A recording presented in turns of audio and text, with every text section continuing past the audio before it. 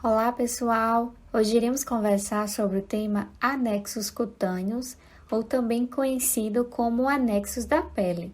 A apresentação será conduzida por mim, Suênia, e por Aline. Nós somos extensionistas do projeto de extensão Feridas, o FPB, que tem por objetivo desenvolver práticas educativas associadas à prevenção e tratamento de feridas na atenção à saúde. Afinal, o que são os anexos cutâneos? Os anexos cutâneos são estruturas que auxiliam nas funções da pele, e as estruturas anexas são os pelos, as glândulas sebáceas sudoríparas e as unhas. E quais são as funções desses anexos? Segundo Thiessen e Neve, 2019, de modo geral, os anexos conferem proteção contra lesões externas, físicas, químicas e microbiológicas, e também participam na regulação corporal, equilíbrio a hidratação e a flexibilidade da pele. Vamos lá conhecer agora a função de cada anexo cutâneo? Vamos iniciar falando dos pelos.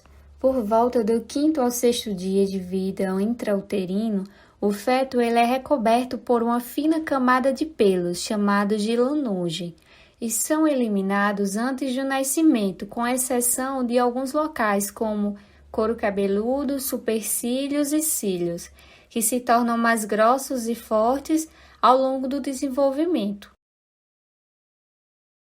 Os pelos são estruturas queratinizadas localizadas em quase toda a superfície corporal, com exceção das palmas das mãos e das plantas dos pés.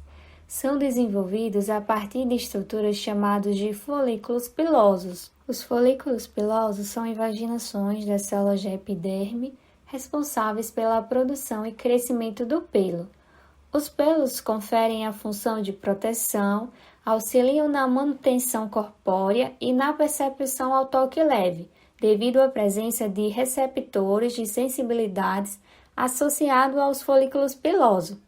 Um exemplo dessa proteção é a sobrancelha, que protege os nossos olhos contra as gotas de suor, e os pelos do nariz, que conferem proteção às vias respiratórias contra a entrada de micro-organismos. Existem dois tipos principais de pelos no nosso corpo, que são os véolos e os pelos terminais.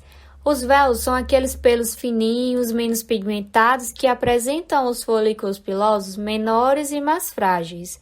Os pelos terminais são aqueles pelos mais longos, mais pigmentados, que apresentam os folículos pilosos mais profundos e crescem em regiões do corpo como couro cabeludo, axilas e regiões genitais. Sobre a anatomia do pelo, a parte do pelo que está localizada internamente na região dos folículos pilosos chamamos de raiz do pelo. Já a parte que está localizada externamente chamamos de haste do pelo. Na segunda ilustração conseguimos ver uma estrutura chamada de bulbo capilar. No bulbo capilar estão localizadas células germinativas que são responsáveis pelo crescimento do pelo. O bulbo capilar recobre uma estrutura chamada de papila dérmica, uma região bastante vascularizada que possui a função de nutrir as células da matriz do pelo.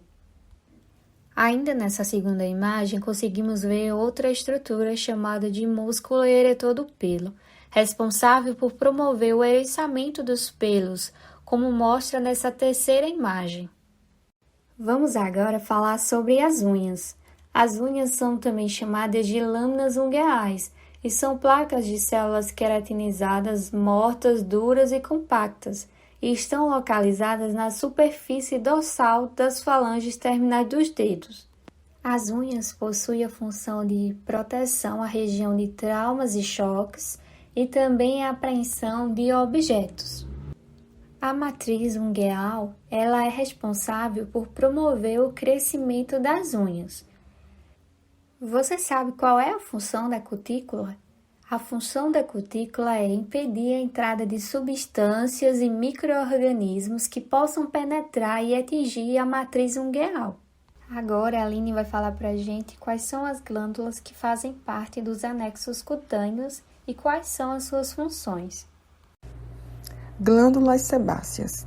As glândulas sebáceas situam-se na derme e são encontradas em todos os pontos de superfície corpórea, exceto na pele da palma das mãos e planta dos pés. Os seus ductos desembocam na porção terminal dos folículos pilosos. São anexas aos pelos, formando unidades polissebáceas. A sua função é produzir uma substância chamada de sebo. Glândulas sudoríparas.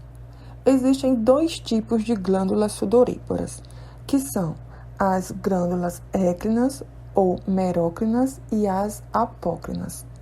As suas funções são para produção do suor, auxiliando assim na regulação da temperatura corporal e eliminação de produtos que o corpo não mais necessita.